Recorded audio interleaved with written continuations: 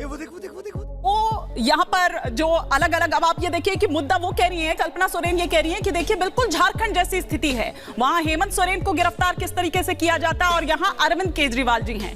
ठीक है, लेकिन भाटी जी, हेमंत सोरेन जी के लिए इस तरह की रैली नहीं की जाती है क्या? हेमंत सोरेन जी उतने इंपॉर्टेंट नहीं है? केजरीवाल जी के लिए रैली हो जाती है लेकिन हेमंत सोरेन जी के लिए नहीं होती है क्या? हम देखेंगे कि सुनीता केजरीवाल तो ठीक है उस मंच पर होंगी, लेकिन जब कल्पना सोरेन भी उस मंच पर होंगी तो वो भी उसी तरीके से उस मुद्दे को उठाएंगी।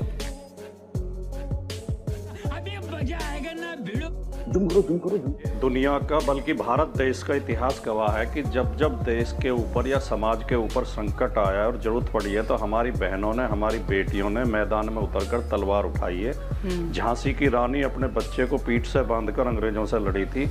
इस बात पे हमें, अगर हमारी बहनें आ रही हैं आवाज उठाने के लिए, तो इसके पे हमें प्रसन्न होना चाहिए। बात तो सही है। लेकिन सवाल दोनों हिमानी जी उठा रही है और ममता जी उठा रही हैं, जो कि दोनों बहनें हैं।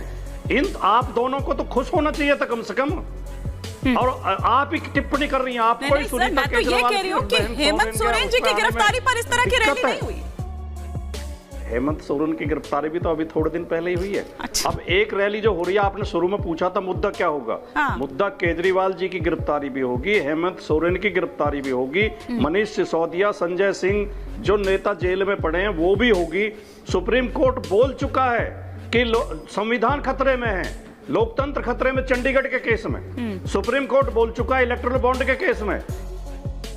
अरे बाप रे, ये तो धोती खोल रहा है कि गैर संवैधानिक व्यवस्था चलाई जा रही थी। रोजाना घोटाले खुल रहे हैं भारतीय जनता पार्टी के। गाय का मांस बेचने वाली कंपनी से भी चंदा ले लिया, पाकिस्तान की कंपनी से भी चंदा ले लिया, जुआ खिलाने वाली कंपनी से भी चंदा ले लिया। अरे देवा, ये गड़बड़ है बाबा। जिसका पुल गिरा था उससे भी चंदा ले लिया, जो टनल में फंसे थे मजदूर उस कंपनी से भी चंदा लिया। जो कंपनियां इन्हें चंदा दे रही थी, और दवाई बनाने वाली कंपनियों से, कोरोना पीरियड में दवाई बनाने वाली कंपनियों से चंदा लिया। उन्होंने नकली दवा बेच के कितने लोगों को मार दिया। हाँ। शर्म। ये देश के नागरिकों के जान के साथ खिलवाड़ कर रही है भारतीय जनता पार्टी। इतनी स्वार्थी पार्टी है, इतनी लालची पार्टी है। इन्हें जो पैसा दे दे और इनकी पार्टी का समर्थन कर दे, उसके सारे भ्रष्टाचार माफ। जिस अजीत पवार को कहते थे कि 70,000 करोड़ का घोटाला है, और अजीत पवार चक्की पीसिंग आज वो इनके दुलारे हैं, इनके साथ हैं। अभी कल बागपत में राष्ट्रीय लोकदल के कार्यकर्ताओं ने बीजेपी के संयोजक को दौड़ा के पीटा। तमाम सोशल मीडिया पे वीडियो चल रहे हैं, पिटाई की है बीजेपी के नेता की राष्ट्रीय लोकदल के कार्यकर्ताओं ने।